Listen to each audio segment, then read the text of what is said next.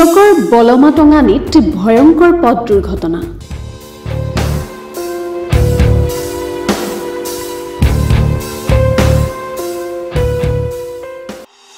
দুৰ্ঘটনাত গৌতম ৰবিদাস নামৰ এজন যুৱকৰ মৃত্যু।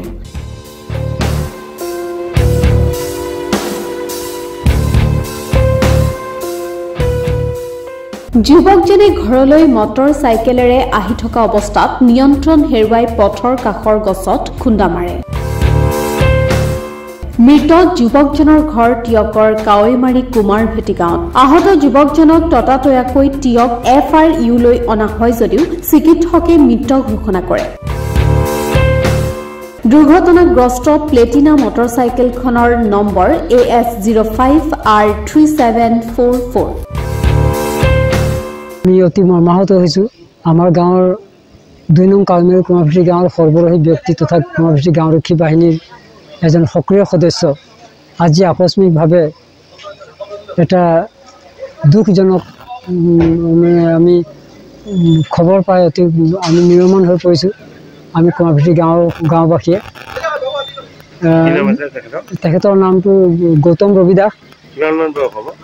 তেখেতৰ বয়স আছিলে ৩৫ বছৰ আৰু বিভিন্ন জেগাত তেখেতে মৰিয়নিৰ পৰা আহি আছিলে। আমাৰ ঘৰ মোৱা হৈছিলে মৰিয়নিৰ পৰা কাম কৰি ৱেল্ডিঙৰ কাম কৰা। তেখেতে বিভিন্ন এজন ৱেল্ডাৰ এজন এক্সপাৰ্ট বুলি ক'ব পাৰি। গৌতম ৰবিদাস। গতিকে এতিয়া আকস্মিকভাৱে তেখেতৰ মৃত্যু আকোৱালি ল'লে আৰু আমি যথেষ্ট মৰ্মাহত হৈছোঁ। তেখেতে এগৰাকী কন্যা সন্তান এৰি থৈ গৈছে আৰু মাক একেবাৰে অন্ধ। গতিকে পৰিয়ালটোৱে যথেষ্ট এটা আৰ্থিক দুৰৱস্থাবোৰ আমি দেখি আহিছোঁ। গতিকে এই ক্ষেত্ৰত আমি আশা কৰিছোঁ অসম চৰকাৰলৈ আমি এটা অনুৰোধ জনাইছোঁ যে আজি তেখেতৰ মৃত্যুতে পৰিয়ালটিক যেন তেনে কিবা এটা সকাহ দিবৰ কাৰণে আমাৰ তৰফৰ পৰা বিনম্ৰভাৱে অনুৰোধ জনাইছোঁ।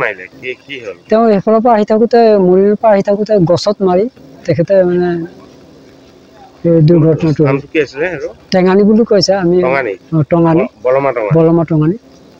দুখজনক এটা দুৰ্ভাগ্যজনক ঘটনাত আৰক্ষী প্ৰশাসন আহিছে। আমাৰ টিয়ক থানাৰ নতুন OC ছাৰ আহিছে। তেখেতে লাগিয়ে আছে আমাৰ লগত যথেষ্ট সহায় সহযোগিতা আগবঢ়াইছে আৰু এই ক্ষেত্ৰত সেইকাৰণে আমি টিয়ক আৰক্ষী থানাৰ সকলো বিষয়ববীয়ালৈ আমি আন্তৰিক ধন্যবাদ জ্ঞাপন কৰিছোঁ।